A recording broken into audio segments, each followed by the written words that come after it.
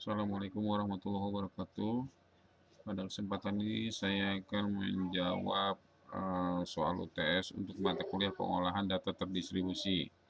Di mana di sini ada 5 pertanyaan. Untuk pertanyaan pertama, jelaskan mengapa diterapkan pengelolaan data terdistribusi dalam suatu organisasi. Diterapkannya pengelolaan data terdistribusi itu akan mempengaruhi bermacam-macam pengaruh, yaitu contohnya macamnya departemen pemakai memiliki fasilitas komputer dan akses data yang lebih baik, pengolahan data dapat online dengan waktu yang respon yang cukup tepat.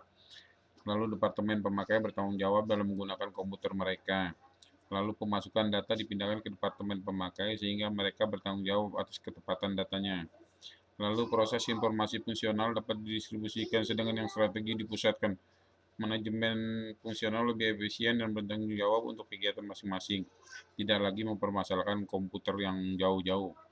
Lalu nomor 2, jelaskan beberapa risiko dalam pengelolaan data terdistribusi. Resiko atau masalah yang harus diperhatikan dalam pengelolaan data terdistribusi. Dalam aplikasi sistem manajemen pengolahan data terdistribusi ada beberapa masalah yang harus diperhatikan, antara lain transparansi, perancangan atau desain, pemrosesan query, manajemen transaksi, serta arsitektur dan middleware. Apakah tujuan utama perancangan database? Perancangan database memiliki beberapa tujuan utama, di antaranya memenuhi informasi yang berisikan kebutuhan-kebutuhan pengguna secara khusus dan aplikasi-aplikasinya, lalu memudahkan infrastruktur informasi, lalu mendukung kebutuhan-kebutuhan pemrosesan dan beberapa objek penampilan, response time, processing time, dan storage space. Lalu yang keempat, apa manfaat dan kerugian dari database terdistribusi?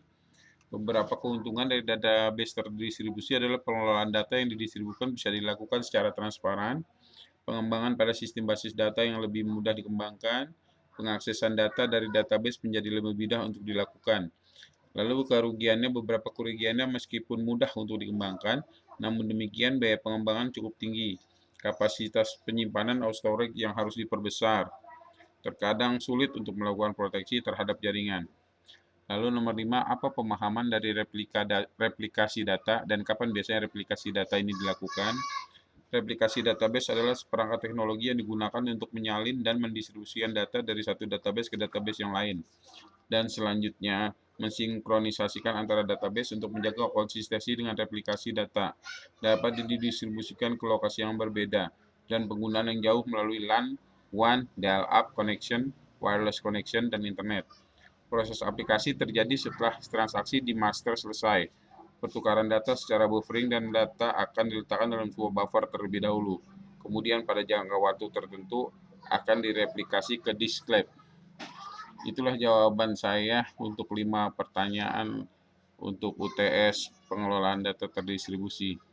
Selebihnya mohon maaf. Billahi taufiq wal hidayah. Wassalamualaikum warahmatullahi wabarakatuh.